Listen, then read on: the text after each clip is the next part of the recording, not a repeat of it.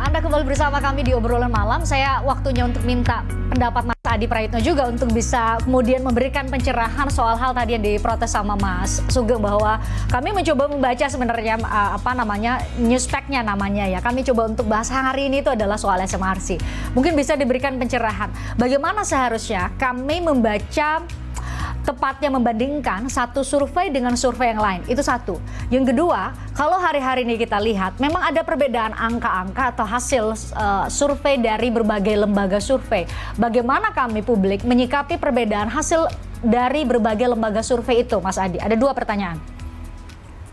Ya, saya kira saya ingin komentar tiga hal ya, bahwa survei itu sebenarnya butuh ilmu pengetahuan yang relatif serius. Ada sekolahnya yang tidak main-main.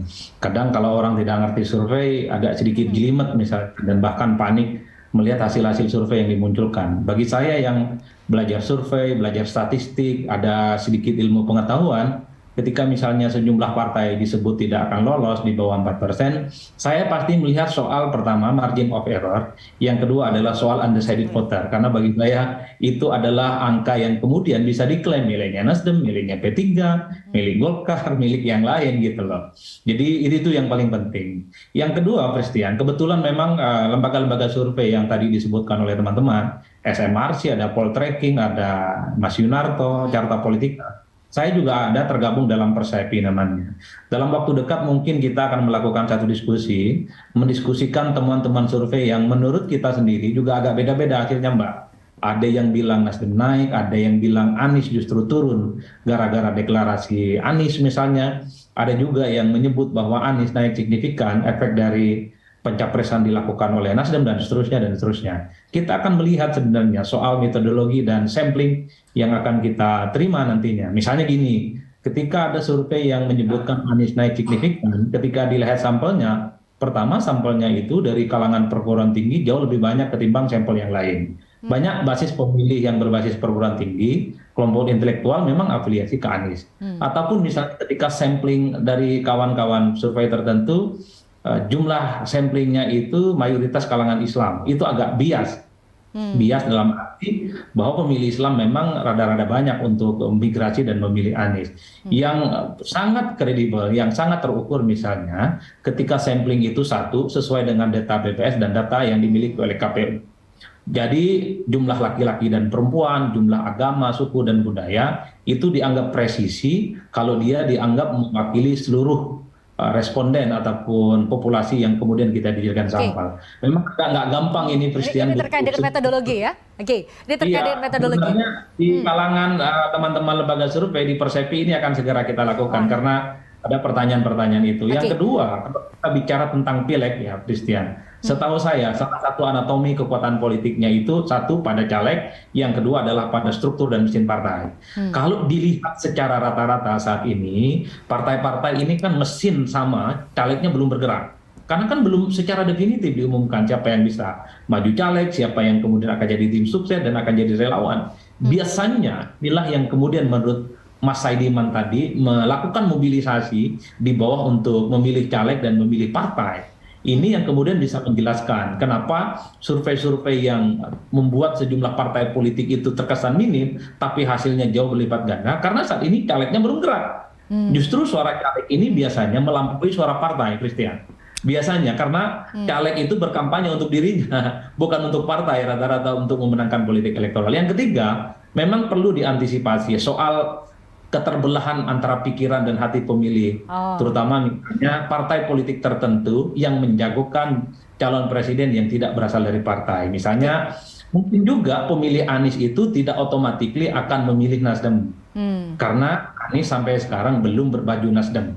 Bahwa Anies diusung oleh Nasdem ya, tapi secara partai politik, secara partai ID, Anies dianggap sebagai sosok yang saat ini netral, independen, tidak terafiliasi dengan partai politik manapun, bahkan ke Nasdem. Mungkin ini perlu diantisipasi, jangan-jangan pemilih Anies itu juga migrasi dan tetap konsisten memilih PKS misalnya. Dari data yang kita punya, memang pemilih Anies itu dari dulu sami'na wa ta'na'nya, sikoh secara politik, konsisten secara politik memang lebih banyak ke PKS. Meski belakangan ketika Anies sesaat dideklarasikan ada sedikit pergeseran. Dulu orang yang memilih itu ke PKS secara berangsur-angsur memang memilih melakukan migrasi dan pindah untuk ke Nasdem. Tapi itu tidak dalam skala yang cukup mayoritas. Ini yang saya sebut mungkin akan ada bias karena Anies belum dinasdemkan. Makanya penting ke depan ini kalau ingin pemilih Anies 100% ke Nasdem kayaknya perlu Anies itu diberikan KTA Nasdem nih sama Bang Agung. Oke. Nah kita tanya Mas Sugeng kalau gitu. Ini disampaikan tadi oleh Mas Adi Praitno sebagai pembanding nih ya, Mas Sugeng.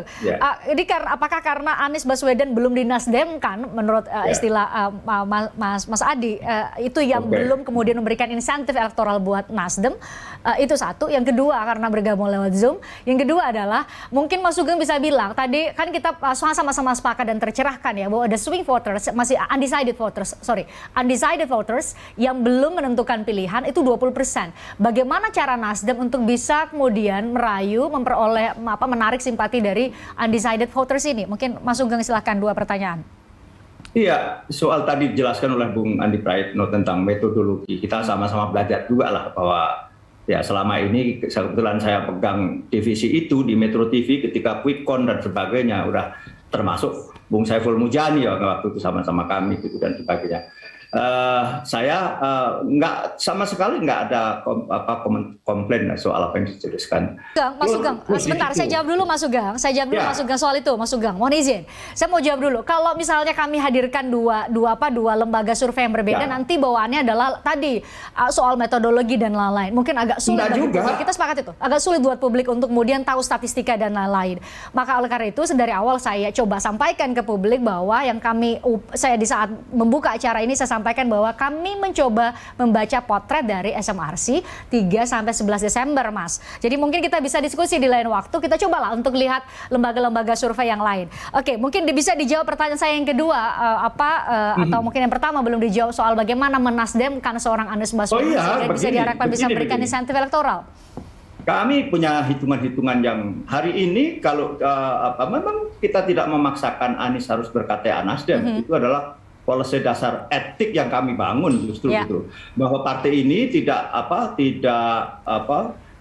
basa-basi, panggung depan panggung belakang sama, bahwa kita adalah memilih calon pemimpin bangsa. Kalau hari ini harus kita akui dari internal Nasdem jauh lebih baik beberapa orang di luar Nasdem, itu harus kita akui. Dan kalau kita mencalonkan Anies hari ini bukan berarti lantas itu harus menjadi monopoli kami. Justru Anies ini karena kita memang apalagi juga setidaknya ada 2 partai yang juga punya pandangan yang sama, silahkan masing-masing kita merasa Anies harus menjadi milik semuanya tanpa harus menjadi anggota Nasdem. Itu kami dengan berbagai katakanlah tadi Bung Adi Praitno biar kotel efeknya ada di Nasdem, kita tidak semata-mata itu. Jadi sekali lagi menyerahkan kepada sang kandidat ya bahwa mau jadi anggota Nasdem ya silahkan, tidak juga sama sekali nggak jadi masalah bagi kami, dan itu clear, sangat clear. Kedua adalah bahwa Nasdem saya kira sama-sama kita tahu menjelang pemilu pun kami memang rendah karena memang partai ID Nasdem rendah yang lalu-lalu, tapi survei dalam sebulan ini justru tinggi, maka kami agak terkejut kalau dikatakan rendah karena sama-sama yang juga kredibel gitu. Baru seminggu yang lalu diumumkan gitu. 15 Desember ya? Lah iya, Desember juga boleh dicek itu, semuanya kan bisa dilacak. Nanti kita undang lagi Mas Sugeng, kita undang lagi Mas Hanta Yuda nanti ya, Direktur Eksekutif Poltreking untuk kita diskusi. Kita coba cari pembanding juga dengan lembaga survei lain. Konteks malam ini adalah soal hasil survei SMRC dulu, Mas Sugeng. Mungkin bisa cerita kepada kami. Seharusnya saya bisa memberi kesempatan juga ke Mas Arwani, tapi Mas Arwani tampaknya ada gangguan teknis, jadi ke Mas Sugeng dulu. Mas Sugeng mungkin bisa jawab apa strategi dari Partai Nasdem untuk bisa menarik suara dari undecided voters, pemilih yang belum menentukan pilihan.